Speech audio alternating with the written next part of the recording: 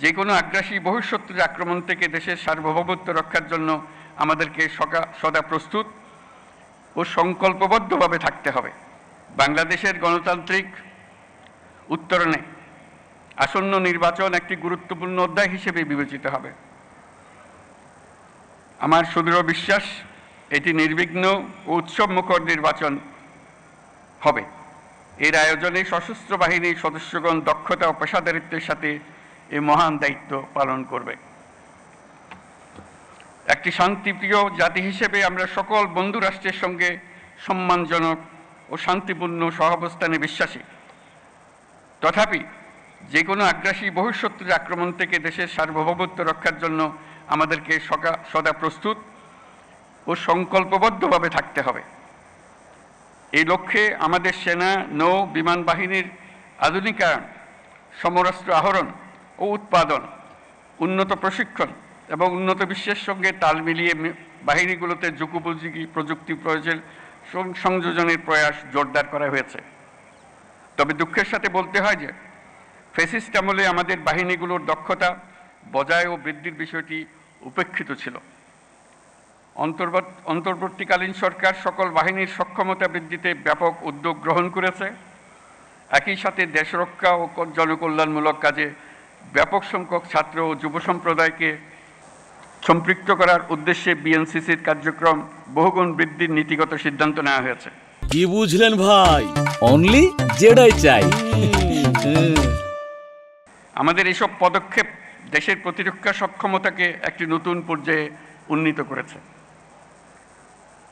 অভ্যাগত অতিথিবৃন্দ, বিগত ৩৭ বছরে জাতিসংঘে আমাদের শান্তিরক্ষীরা সফলতার সঙ্গে ৪৩টি দেশে ৬৩টি মিশন সম্পন্ন করেছে। বর্তমানেও বিশ্বের বিভিন্ন প্রান্তে 10টি মিশনে আমাদের শান্তিরক্ষীরা নিয়োজিত আছেন। বাংলাদেশ বর্তমানে অন্যতম বৃহৎ নারী শান্তিরক্ষী প্রেরণকারী দেশ হিসেবেও বিশ্বে পরিচিতি লাভ করেছে।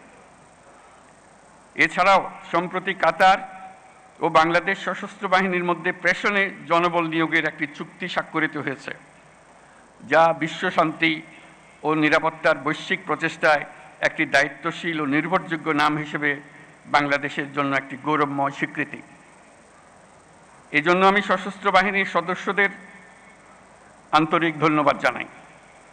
বাংলাদেশি শান্তিরক্ষীগণ যাতে বিশ্বের চ্যালেঞ্জিং এবং বিপজ্জনক অঞ্চলসমূহে সৃষ্ট পরিস্থিতি মোকাবেলা করতে পারে, সেজন্য তাদের সময়োপযোগী প্রশিক্ষণ দিয়ে প্রয়োজনীয় সরঞ্জাম সরবরাহের প্রচেষ্টা অব্যাহত রাখতে হবে।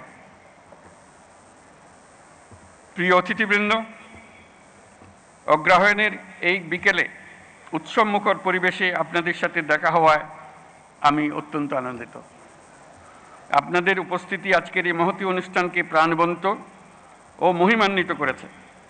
এই জন্য সশস্ত্র বাহিনীর পক্ষ থেকে আপনাদেরকে সকলকে জানাই আন্তরিক ধন্যবাদ। আমি সশস্ত্র বাহিনীর সকল সদস্য ও তাদের পরিবারবর্গের সুখ, শান্তি ও কল্যাণ কামনা করছি। আমরা সবাই যেন দেশের উন্নয়ন ও অগ্রযাত্রায় ঐক্যবদ্ধভাবে কাজ করে যেতে পারি, সে আশাবাদ ব্যক্ত করছি। Now I take the privilege to thank the excellencies and distinguished guests from our friendly countries for joining us to celebrate our Armed Forces Day. On this occasion, we gratefully recall the contribution of the people of our friendly nations during our War of Liberation. I am also thankful for the excellent support and assistance provided to our armed forces by your countries. I must mention that it is a unique opportunity and great experience for our troops to work together with the global peacekeepers under the umbrella of the United Nations. I assure our full support of my government and our armed forces to the United Nations and the international community in the global peace efforts. I also deeply appreciate those friendly countries that are employing members of our armed forces. We stand ready to expand such cooperation, and I thank you all for your kind presence.